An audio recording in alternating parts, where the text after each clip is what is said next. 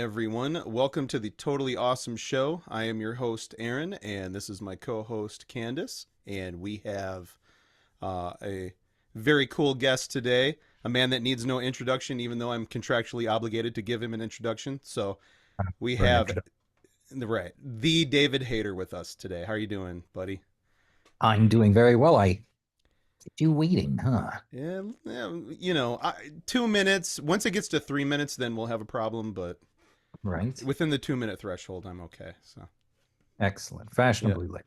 Exactly.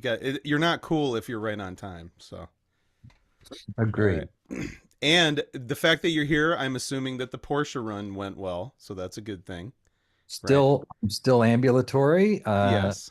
Yeah, it was awesome. I got a birthday present for myself. I took out a Porsche 911 GT3, about 560 horsepower onto the Porsche track in Long Beach, and I drifted it in a full Mm, circle. I did nice.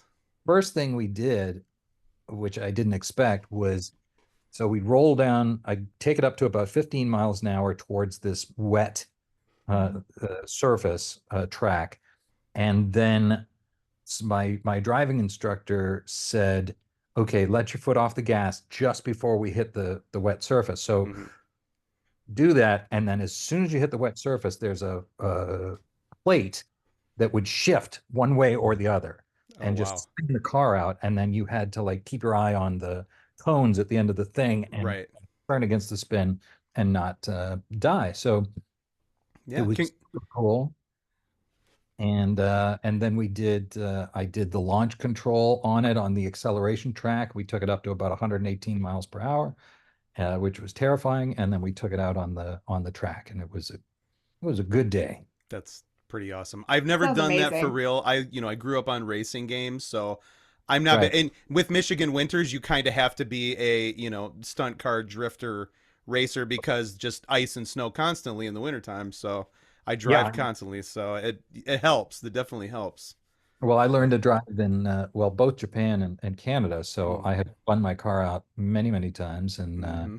so I was used to that. But it was really, really fun. I'm a big Porsche guy from way back, and Yep. now I only drive electric cars, so it was kind of cool to get back to Right. If you many. drift an electric car, then there's serious issues. So, Yeah. but hey, no, very cool. That's amazing. Yeah. So typically, when we talk to everybody, we kind of go all the way back to the beginning in the time machine. We like to know what got you into your art, what got you into movies and storytelling and all that good stuff.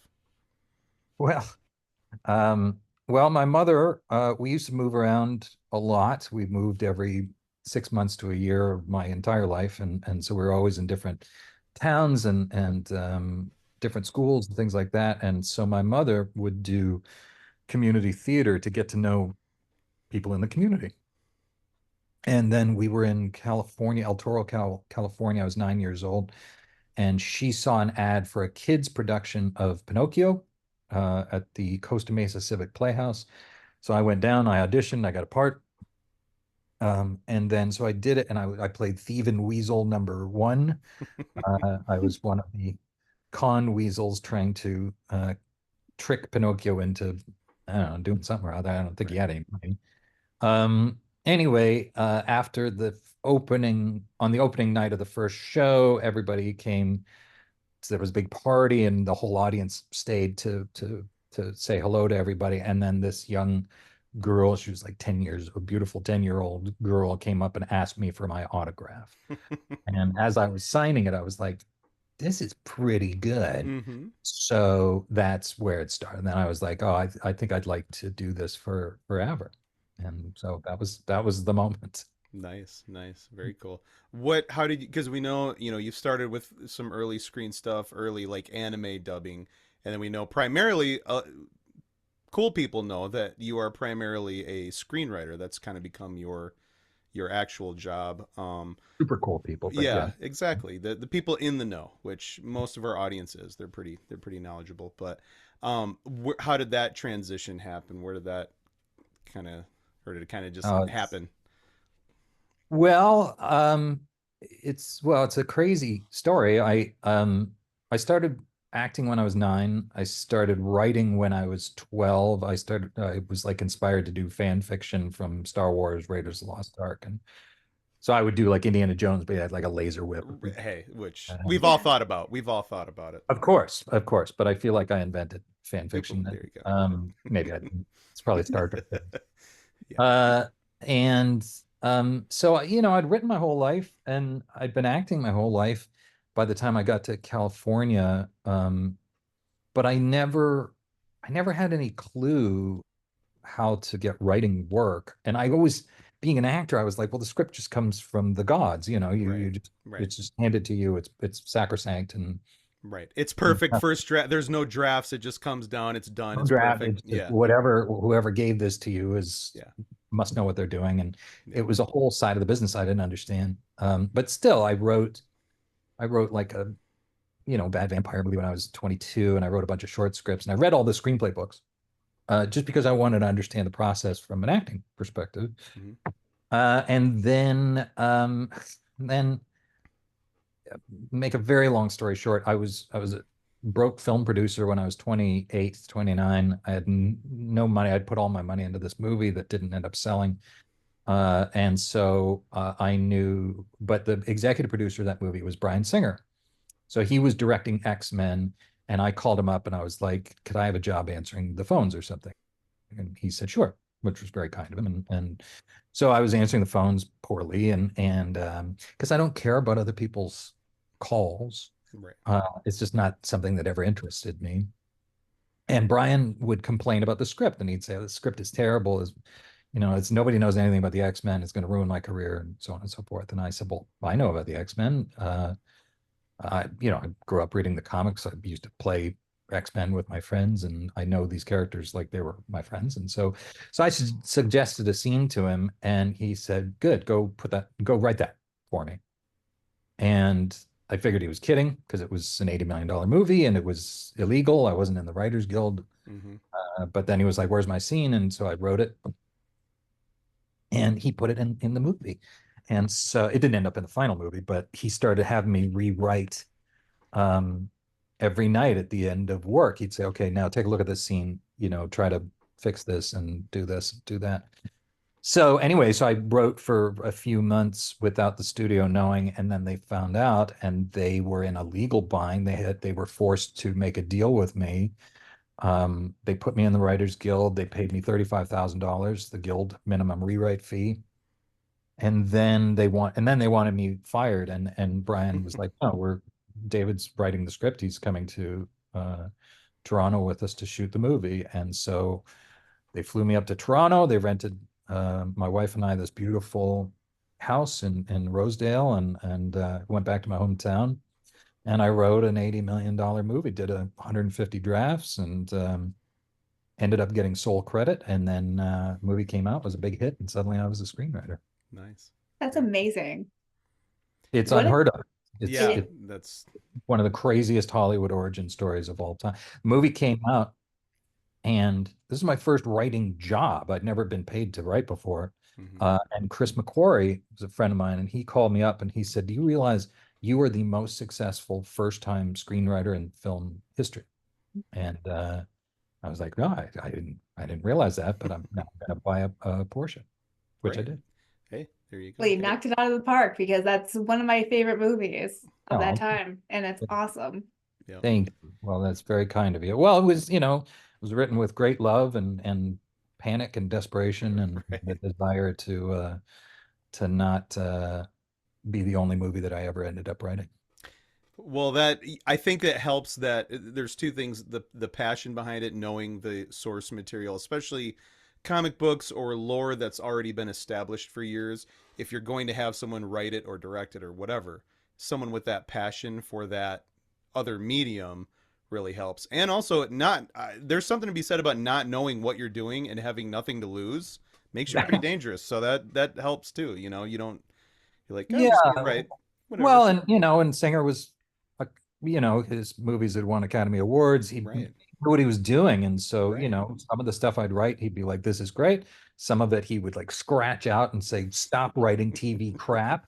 And I was Right. like, "Oh, I don't know the difference," but Right. I eventually learned what what he thought was A-level material and what he thought was not. So I had very experienced people, and and producers like Lawrence Shuler Donner and Ralph Winter. It was all going through Tom Rothman, the president of Fox, and Peter Rice, the vice president of Fox. And so, there were a lot of eyes on it, a lot of people Oh yeah. telling me when I sucked, Right. quite enthusiastically and Right. with No, very little right. shyness. Right. But at least you were a quick learner, right? Right. I was a quick learner. I was. Yeah, and luckily I'd read all the screenplay books, and so I sort of had a basic understanding of structure and Mhm. dialogue and visual storytelling. So it was literally, good luck is when opportunity meets preparation, and Mhm.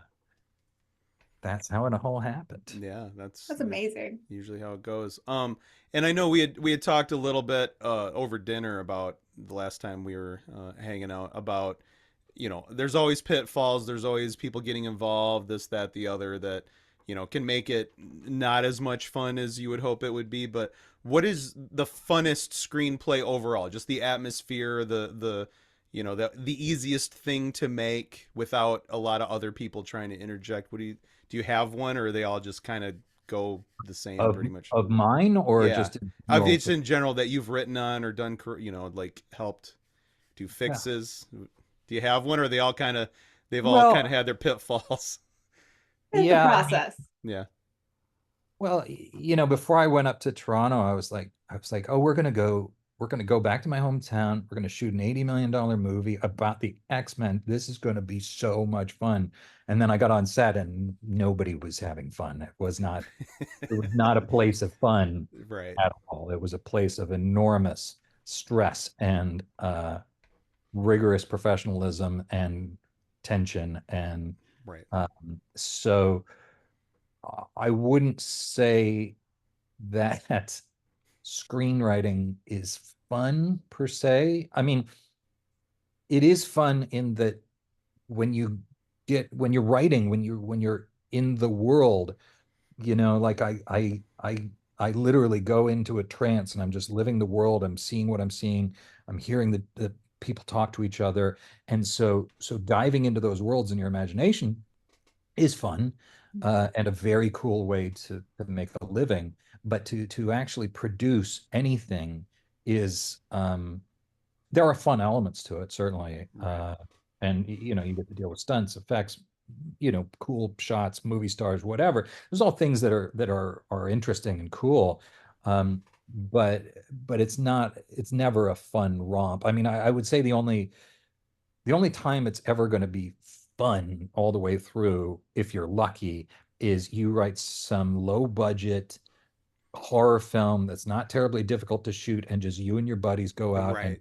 do it. You don't have any studio, you don't have any buddy, breathing down your neck about the budget or whatever. But even so, I just listened to Bruce Campbell's audiobook, and they were talking about making Evil Dead, and that Mhm. was, nightmarish. Right. Where Yeah. they shot in the middle of what, Tennessee, and Yeah. Yep. horrible effects they had to do, the massive hours they had to work, so Mhm. Right. even in the scenario I gave you, it's always work. I mean, it's Oh Mhm. always yeah. and it's always like life or death. And there's always something happening every day that's going to destroy the movie. Right. And Mhm. it's a legitimate thing. It's going to end. Right. We're finished. This is never, and then you work it out. If you somehow you figure it out and you go on to the next thing. And so uh if you want fun, be a working actor, I guess, Right. be a working voice actor. That's the Yeah. most. Right. Yeah. Right. Yep. Which. Absolutely. I was gonna say having all of those parts come together and having to create something under a massive budget, like you said, there's a lot of people who have input and there could be, catastrophic thing every single day. So it's really a miracle when things turn out wonderful and great and the fans love it. So appreciating that side and the pressure that everybody's under, as fans, it's like there's a lot that goes into it and it's definitely appreciated on all fronts for everybody who contributes to the project. Oh, well, we appreciate the appreciation, and it's like, yeah, in the end, it should just hopefully just the energy of the film takes you Mhm. away and you don't think about it. But I always point out to people that like Steven Spielberg can't sit and watch Raiders of the Lost Ark and just Oh say, yeah. "Oh my God, this is perfect." It's Right. and Oh just yeah. enjoy He's the always going to see film. Yeah. improvement. Yeah. Yeah. He's like, God, the camera bobbled there, or I Right. remember, or Alfred Molina was sick that day, and we just Hmm. had this horrible thing. A tarantula bit him, Yep. whatever. I'm just making things up, Right. No, but that's how but it you goes. cannot. It's Mhm. very difficult. All I wanted in my life as a fan was to watch a great X-Men movie, and for the first two, it's very difficult for me to like. It's like watching a student film that we all made, and remembering all the horror and difficulty of it. And the Right. things Right. behind the scenes, exactly. When you Yeah, have the full scope of what went into that, it's a lot to just sit back and enjoy. But as yeah. somebody who wasn't involved in the project, I Right. completely enjoyed those films. So Oh, good. I'm so glad. That's the whole point. you did a good job. And I feel like a lot of kind of whatever, I don't, whether it's, animation, TV, movies, anything, what you're kind of writing on the fly, and there's always things that come up where you write it and you think, man, this is going to be awesome, and then you shoot it and you go, wow, that didn't work at all, we have to completely scrap it, start over. That has to be really stressful, and like you said, where you hit roadblocks where you think, well, we're done for because that didn't work at all, and we were resting everything on this particular storyline or thing working and having to work it out. Like, that's got to be major stress there. But Yeah, well, I mean, most of the time you got to figure it out in the moment. Like Mhm. if right. it's crucial to the film and you don't have any money for reshoots, like, and even if you have money for reshoots, they don't want you to reshoot, so we were rewriting on the set of X-Men every day. Like, Mhm. Bryan Singer would just, whether it was working or not, he'd be like, this sucks, come up with something Right. else. We've been working on this scene for, 10 months, and then he'd just throw things out and we'd have to make it up on the spot. And so I'd be like making up dialogue and whispering in his ear, like, tell Right. Hal to say this, tell Hugh to say this, Mhm. whatever. Uh and yeah, if it really doesn't work, if some stunt doesn't work or whatever, maybe you're going to come back in 3 weeks and reshoot it, and that certainly happens. But the studio does not want to do that. It's an Right. enormous failure. Um so it's not like Marvel movies. Like Marvel movies, as far as I understand it, they shoot the whole movie, then three Mhm. months later they go back and do a ton of reshoots and Yeah. just sort of see what they've done or whatever. Right. Mhm. Right. But you can only do that if you have all the money in the world. Exactly. You have to have Disney money to be You able have to to, pull that off. Yeah. It's not yeah. only Disney money, but you have to be Kevin Feige and Right. say, Mhm. "This is what we need," and they Yeah. Right. won't know. Right. Short of that, it's you never want to be reshooting if you Mhm. possibly avoid it. So Absolutely. Right. so that's the fun of it, really. The fun and the stress of it is it's not working. Figure it out right now, Right. Mhm. Right. because every moment we wait is thousands upon thousands of dollars. Exactly. Yeah. Exactly. Billable hours going on while you're Yeah. trying to Yeah. figure it So, out. Yeah. Yeah. yeah. We, So, but it's a cool challenge once yeah. you're not there Love anymore. it. Yeah. Exactly. And especially when it's all over, you might be able to Mhm. you know what? It didn't turn out half bad. That's cool. We went to a Transformer Comic Con. That's like my favorite thing in the world is Transformers, and Oh, we did a there was a panel at the first night that Ron Friedman, he was the screenwriter for the Transformers movie in okay. '86, which is, I have a lot of cool movies that I like that are way sexier and way cooler, but Transformers '86 is my favorite movie of all time. I absolutely love it for nostalgia, and I just think it's a really cool movie. But they actually had pictures and some basic screen ideas that he had written the first draft, and it is wildly different than the how the movie turned out. And some of them are really cool, and some of them are like, man, I'm really glad they didn't do that because that would have been really strange. But there were such cool ideas, but just knowing what the beginning vision was to how it turned out for whatever reasons just didn't work. They wanted to do something else. It's very interesting to see what the first idea that kind of blossoms and you give birth to this thought that you have, and then how different it ends up in the final cut is kind of Yeah. crazy. It is. Well, I remember I wrote a big sequence for the X-Men.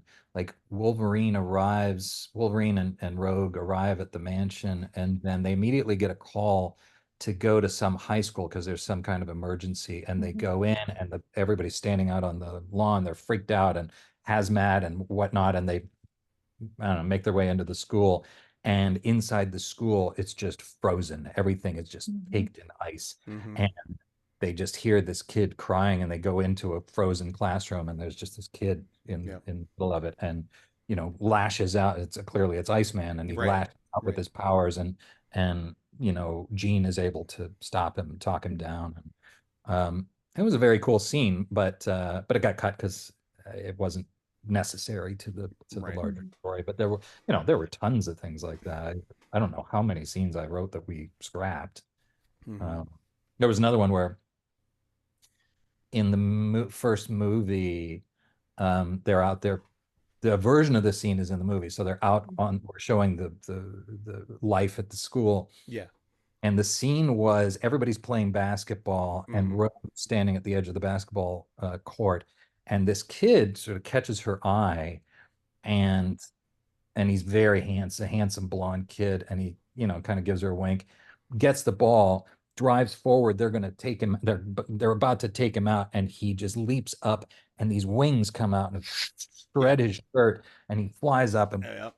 dunks the thing, comes down, and the wings sort of settle down around him, Right. and he gives her, Right. this So impossibly there's the handsome grin. Archangel intro. Yeah. Right. Yeah. So I submitted that scene, and um our what was his name? Uh Michael Fink, the visual effects producer, shows up back in my office 20 minutes later, and he throws down the scene, and he goes, $400,000. Yeah. So Right. so we had these kids who were triplets, and so Brian just, we Right. go out to the basketball court, and he's like, okay, you throw the ball to your brother, you throw the ball to your brother, you put it in the basket, and it doesn't even matter if it goes in the basket. So, and they just blinked him out, one by one, Right. and full effect cost $25, and then somebody goes, no powers, like that's Right. Exactly. Yeah. so that's That's what my $400,000 scene became. Right. Which it's all such brilliant. cool intentions, but yeah, you have a budget with live action, unfortunately. So and it Yeah, racks up quick. choose Mhm. your battles. So Yeah. For Exactly. sure, for sure. Exactly. Well, we can switch over to the gaming world now. We know you are not only one of your most iconic roles, but just an iconic character all around the board, Solid Snake. How did you was there any kind of fanfare or grandiose story behind getting into the first Metal Gear Solid game, or just kind of came to you as an audition to do, or yeah, it was just an audition. I got called in. There's some dispute as to whether or not Chris Zimmerman, who had been the casting director on Captain Planet, so I'd worked with her mm-hmm. 5 years earlier. There's some dispute whether she decided to bring me in or if Jennifer Hale talked her into calling me. Mm-hmm. They both take credit, Yeah. and I I just went in and auditioned, and I've never confirmed this, but I think that Hideo Kojima. I mean, I know he was a fan of this movie I was in, Guyver Dark Hero. It was a Right. live action anime Yep. adaptation. And so I think he was a fan of that. And then when he saw my name, I believe that's how I got the part. Very cool. But it wasn't, I was Right. just a Yeah. book actor, and I got Right. auditioned, got this part, and I was like, oh, I'm going to make money for a change. Right, exactly. And we had talked about that was still pretty early on in voice performance being a serious thing in video games. Typically, it was, if there was any voiceover in older games, it was just developers who gave the worst script reading you could ever imagine or something like that because they needed voices. But that was one of Yeah, that I typically. remember. It was one of the more serious, like, oh wow, this is a whole production kind of. Yeah, I think like Lara Croft had scenes, and Right. she Yep. in her Mhm. English accent or whatever, and they were good, but nothing like what Kojima did with Metal Gear. It was Yep. just so cinematic and just so Mm-hmm. Yeah. so much dialogue. Like, I mean, it was Yeah. really, Right. like watching a Mhm. 30-hour movie. And Right. and that had never been done before. Right. Now, we had talked with our buddy Paul Eiting, who we absolutely love, and he gave us some Oh, behind the scenes where it wasn't even a studio that you guys recorded the first game in. It was like somebody's room or you went to somebody's house or something like that. And yeah, it didn't you? wasn't somebody, it was a house, Yeah, yeah. um, but it was owned by a Japanese casting slash production company. Okay. And so, yeah, they just set up, we were just in a living room with like five mics. We were in the room with the engineers, so there's no soundproofing. So everybody had to be super quiet while we were working. And yeah, when we did Twin Snakes, we had to re-record the entire game because the sound card on the GameCube was better than the PS1, and you could Yep. hear the Mhm. traffic going by outside. Oh man. You could hear motorcycles pulling up to the stop signs and Right. and whatnot. And I was like, why don't you just use the original recordings? And they're like, we can't. Right. So No. Yeah. Somebody's dog was barking and they were mowing their lawn, so that's not going to work. that's right. Yeah, That, that's funny. that was very strange. Yeah. You and I know you because of your fandom with, a lot of the geeky stuff. You have beaten most of the Metal Gear games, right? You've played them, beat them, and Huh? you're one of the few because we're finding out a lot of our voice actor buddies do not game at all, let alone their own games. So, is that something you I normally do anyway, or you really wanted to beat your own Yeah, games? Yeah. yeah. Well, I mean, I play a lot of games. I don't know if I can show you, but there's all my PlayStations and Oh, nice. Yeah. Yeah. just I have I've played hundreds, thousands of games. I don't know. So the idea of playing one that I was the lead in was pretty compelling. Yeah, for sure. I just I recently did an interview with Laurie Allen, who played the boss in Metal Yeah. Gear Yep. 3, and they were going to be asking her all these questions about the boss, and she's like, "Can you tell me, what it's about?" Because she never played the game. This was Right. 20 years ago, just a job she did, Right. and I was like, "Well, I can't. I mean, I can tell you a little bit, but I was like, here's a compilation of all your scenes." So I Mhm. sent it to her, and then she wrote me back and was like, "I'm just sitting here weeping, like I Right. didn't understand the impact of what we did, and now I get it. Like this is just the most Mhm. incredible thing I've ever seen." I'm like, I know, it's one of the most amazing and tragic storylines in gaming Mhm. history. Right. So yeah, she just found out, and but I knew, as a gamer, I knew when we were recording the first game how groundbreaking it was and how Mhm. unique it was. Right. Yeah, for Something sure. very special, that's for sure. Yeah. And I think a lot more I love seeing well, another name drop, our buddy Vanessa Marshall, her streaming her own games finally kind of forces you into experiencing because video games is such a weird medium where you can watch a movie, you can watch a show you're in, but you have to play the game to feel. You can even watch a compilation like you show Lori compilation, but actually grinding the hours and getting there and getting beat up and the whole journey to get there. Those scenes are even more impactful, I think, and it's cool to see a lot of these Mhm. voice actors who never game finally saying, "Hey, you know what? I'm gonna sit down. I'm gonna try this." And then by the time they get there, like, "Oh my god, I get it now. I understand why people are so into this." Because after all the blood, sweat, and tears I put in on this controller, this whole thing makes so much more sense.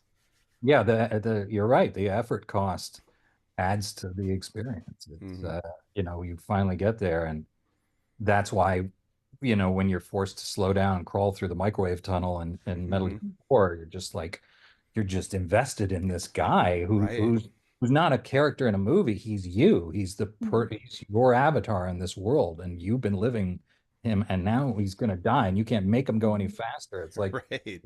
Yeah. such an affecting uh, relationship between the player and the Mhm. character. Absolutely. Yeah. Totally, for sure. And typically I'm not I'm an old school gamer. Well, I love old arcade games. I love Pac-Man and just the mindless action of it. But when there's a compelling story and the gameplay is fun and innovative, it's really different than any other medium. Because I'm a big TV buff, I'm a big movie buff, but getting into a good game where you can drop a lot of hours and become like just get sucked into the world, it's a really special medium. And I think it keeps getting cooler and cooler when games can do that. It is. It is. We've got some amazing developers, and fortunately, they make a lot of money. So Right. it, the effort and production costs are very satisfying. Right. Yeah. Now, which Metal Gear game is your favorite personally? What one do you like the most My overall? favorite is. I'm sorry. Will you close my door? Thank you. Which one's my favorite? Uh, Snake Eater's my favorite. Okay. Just, I feel like that's the most perfect movie experience, and just all of it really came together so beautifully. The storylines, the retro feel of it, the jungle atmosphere, the Russian jungle, all of that makes for just a really perfect gaming experience. However, I feel pretty much the same way about Metal Gear Solid. I love Metal Gear 4. Metal Gear Yep. 2 is is a little weird for me, and I'm not really the main character in that one, so it's not my favorite, but still, they're all amazing. They're Right. all Right. completely unique and brilliant. Um, so so I always say Metal Gear 3, but that's not to denigrate the other ones. I accept Right. Metal Gear. Yeah, yeah, for sure. That to me that's really cool. That's one of the it could turn into a Twitter battle which one's the best, but I love hearing other people's reasonings why one touches it cuz that for me I really thought 3 was cool, but the old school vibe didn't talk to me as much as it did a lot of people, going back in time. Right. To me, my favorite is 1 just nostalgia wise, and I just thought it was really cool. And 4, I think 4 is the pinnacle of Metal Gear. That game was just Mhm. so cool, way ahead of its time when it came out, and unfortunately, it's so hard to play. It's kind of become this unicorn for our friends. Of like, man, you always talk about it, but it's so hard to play because they haven't done any remasters, and it's still only on PS3, I think, and Xbox 3, whatever the Xbox was, 360 of that Yeah. time. So, but I think that's really cool that so many people have games speak to them in a different way that are all quality, but just for Yeah. some reason, Agree. Well, and it also speaks to Kojima's creativity. I mean, it would be very easy to make the same game again and again and again, but right? it's always, even with the same characters, it's a completely unique world. You never know what's coming. He's quite brilliant. Yep, very cool. Yeah. Yeah. So There's. being Oh, that go you're ahead. a gamer, I've got a question. Yeah. Other than Metal Gear, what are some of your favorite franchises?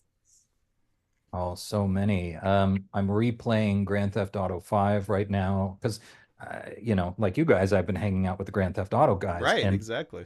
they're just who they are. Like it's like Right. Exactly.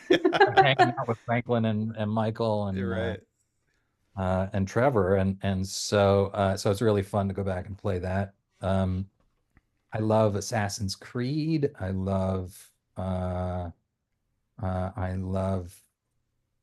Well, my favorite game is Okami. I don't know if you know Oh, Okami. that is one of our again amazing games. But when Candace and I first got married, we have Hmm. there's kind of a catalog, and Metal Gear Solid 4 I think is one of those where Hmm. that was the games we started playing together. And Hmm. Okami, Right. we have Okami like 3 different versions of Okami because Yeah. Yeah, holy crap, what an amazing experience that game was. yeah, So cool. it's so beautiful, and the Mm-hmm. fact Mhm. that you use a calligraphy brush as your Yep. weapon, Yes. Mm-hmm. create the wind and blow things away, and shrink. I mean, like the journey of it Hmm. is so cool. And I also love that it's not like, I don't mind violent games. I love a good bloody game, but the Right. fact it's so beautiful, and it's like living a fairy tale. So Mm-hmm. Yes. and the artwork of it, like everything feels like it's cut out of paper. And Yeah, it looks like the old Japanese Mhm. artwork you would see, yeah, in it's like feudal, living in a apartment or something. it's right? Yes. it's Yeah, feudal Japan. It would be on, some shogun's wall or something. It's so It's yeah, cool. beautiful. It's a Yeah, gorgeous game and it's low impact, but also there's puzzle solving and it takes you on a real great journey. action too. yeah, Yeah, yeah, Absolutely. yeah. Absolutely. Yeah, so that's That's one of my favorites. And then, yeah, I love Resident Evil. Like, yeah, I mean, I mostly play like the big AAA games, yeah. if because there's so many great games. If something gets a great review or Right. whatever, Mhm. I'll pick it up. But but I try not to buy everything because I go broke. Yeah, exactly. And it's Exactly. getting more and Plus more the time expensive. too. Yeah, they're getting, yeah, Oh, that's and it Red too. Dead Redemption is just Oh, something. absolutely. Well, we think Red Dead's okay. You know, we're I don't passive know. fans, It's so all yeah, right. yeah, Just yeah. kidding. Just kidding. The Oh, entire cast, and especially Rob, because we're about to see Rob in one more weekend. We're gonna be hanging Yeah, out oh, with him cool. in Kentucky. next So, but weekend. Yeah. yeah, that's another one where, again, I'm more of the fast-paced, instant gratification action type stuff, or just pop a coin in and get playing. But when that was another the first Red Dead game we both played together when we first got married, and then the second one came out. I'm like, yeah, it sounds pretty cool. I'm playing other things. I have 3 different games that are sucking up all my time. She's like, well, just watch me play a little bit from the beginning. And within about probably a half an hour, I'm like, man, I am completely sucked in. Like this, Oh, the writing and the acting by the entire cast is just Yeah. so good. It's Yeah. and the it's world is crazy. so gorgeous and so massive. And I mean, Hmm. it's like it's the fantasy of literally stepping into another world. And Yes. Right, so yeah, so I love those games. And now I'm friends with Rob and Roger right, Clark. right, I know all the cowboys and they're all my friends. Even cooler.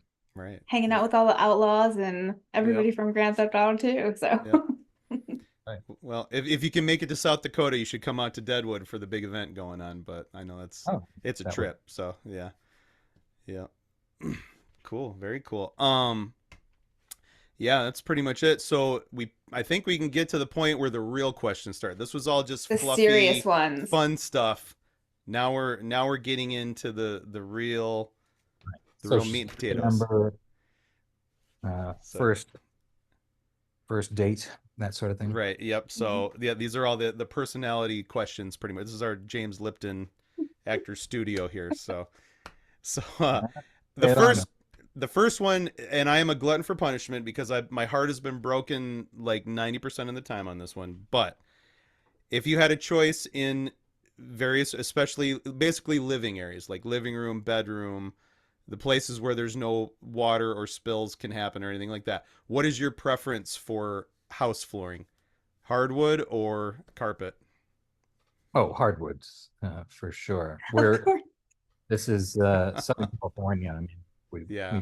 prefer hardwood. Well, I like so my ideal house would be like a Balinese wood and glass, or they have these gorgeous wooden glass houses Mhm. in Vancouver, and Hmm. so that's my favorite design style. So the more wood, the better, I Okay. Yeah, think.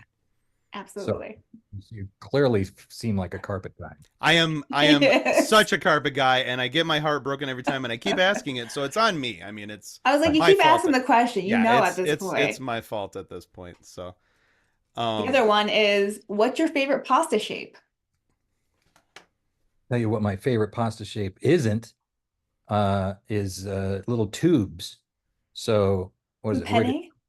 Penne. Yeah, they can go to hell. oh wow, wow, Yeah, that's a new one. That's a new hot I'll take. tell you why, because I'm used to slooping my pasta, and if Okay. it's soup, sometimes you get it and it just whistles. You're like, it doesn't that, Yep, and then you get no pasta, and you just look like you an idiot whistling your. I feel Uh, that. So yeah, I don't care for that at all. I do like orchietta because it looks like little ears. Mhm. It feels like you're eating like a bunch of little elf ears or something. Or fairy ears. So Yep. that's kind of fun. But I think my favorite is angel hair. I just like the Yeah. concept, and I like the Mhm. spaghetti of it, but it's light and thin, and I do too. Me too. Yeah, Yeah. I either if I'm gonna do spaghetti, I want it like restaurant Mhm. legit Italian thick or totally. very thin. Those are Yeah. my two things. I I don't like like the the thin. regular store bought basic spaghetti. Doesn't do it for Yeah. me. Gotta go angel hair at that point, Yeah. but Yeah. Yeah. I'm with you. No, I love good pasta. I just don't want it hollow. I don't want to Yeah. be humiliated at my fine Italian dinner. Okay. Well, we're gonna have to. Well, maybe next time we'll delve more into that. What happened, and we'll give dates and times and who you were with Pretty when, much, because something pretty much. happened. Something Uh, happened here. it didn't go disastrously wrong. I just one day I Yeah. was sling through my pasta and I was like, you know what? To hell with this pasta. All I right. love the Well, decision on that. amen. Oh yeah, Yeah. it was a true story. It was like last year. I was talking to my wife. I'm like, you know what? Let's never do this pasta again. Yeah. I was trying to be romantic, and then all of a sudden I sound like some kind of weird songbird. So I'm over it. Yeah. Hmm. Yeah.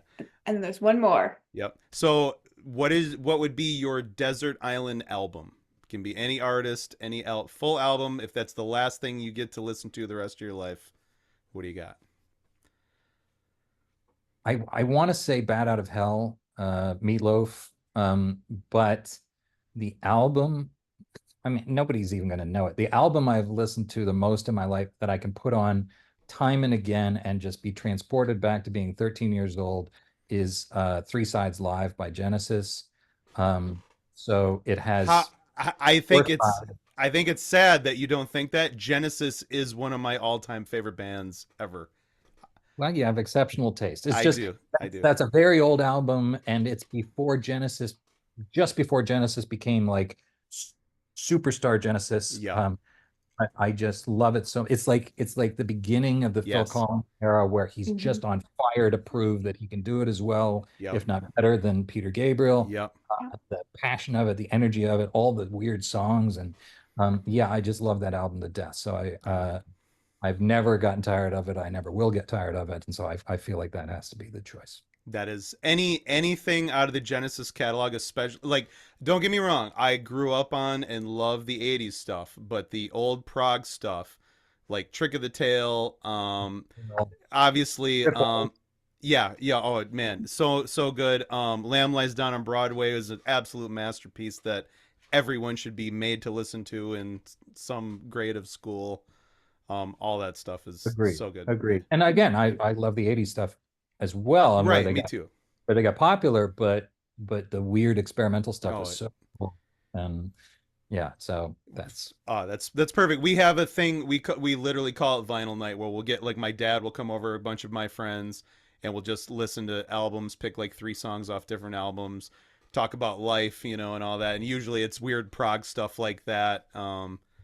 We actually just saw Peter Gabriel live not too long oh wow. ago here in Hmm. in Detroit, and it was an experience. Besides the fact that musically it's amazing, it was an experience. Like we were Yeah. crying, throwing up. Like it was insane. It was like one of the best concerts I've ever been to. Nice. Yeah. Very cool. So that's good to know that we all have great taste and we're super cool people. So No question. yeah. And then also Bad Out of Hell, I think, is a perfect album. Oh yeah. 7 Hmm. tracks for 7.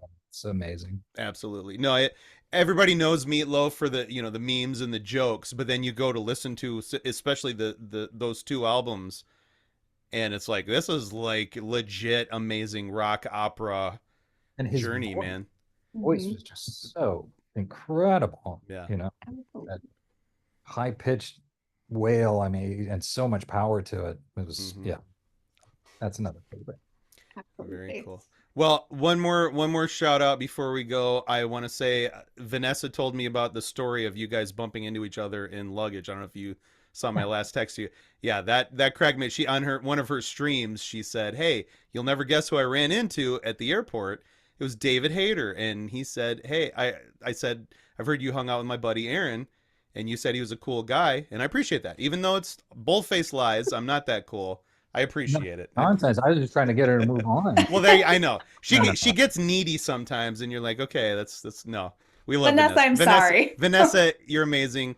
Although she did give me some grief on that last card game we played, but you know what? You All is deserved forgiven. it. It's We're okay. even now. We're even now. No, we love Vanessa. Yeah, I had flown back from this uh from Comic-Con, and my flights had all been delayed. I'd been flying Oh, It was 12 the hours. wasn't it the Indie PopCon that we It were, was no, it or was was it a 12, different one? or was it? I I don't know. thought it Maybe was. I yeah. thought it was literally that next weekend. probably Indie Popcorn, which so Yeah. maybe I had just been traveling and I was just exhausted, and I was in Yeah. the airport, and a lot of times the autograph sellers will find out what flight you've been Oh, on yeah. oh no. approaching the airport, and and I used to be super polite, and I no longer am. Now I'm Right. just, Yeah.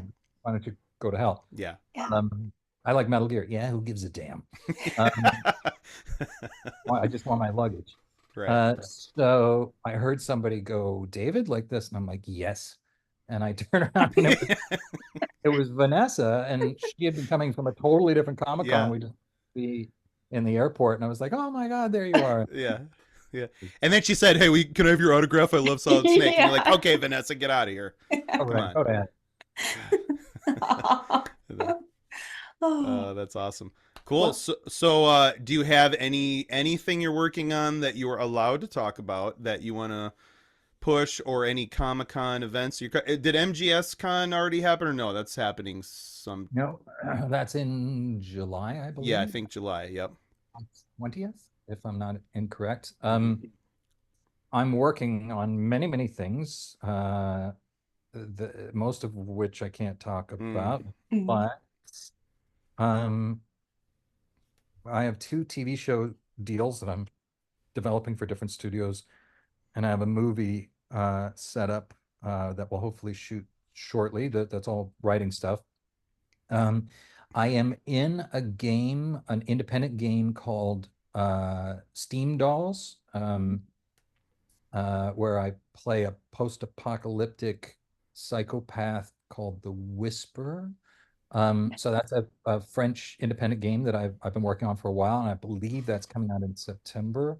ooh, Um, I just got offered another video game, but I haven't even closed the deal on it. So I shouldn't really talk about that. Yeah. I was like, Um, keep your socials updated. Yep. yes, I will. It just takes so long for these things to get Yeah, It does. Yep. to be coming out and or exactly. to match up with when they want to promote them. But Mhm. yeah, so I have I have a number of things coming Very down, cool. and got lots of work, and everything. Life is good. Good. That's It's good to be great. busy. It's good to be It busy. Yeah. is. So if everybody follow David on all of his socials, keep up to date with what he's doing, where he's gonna be, and we thank you so much for hanging out again. Thank you. And until next time. It was my pleasure. Thank you so much for having me. Because you know what? You're pretty good. All right. Take care, everybody.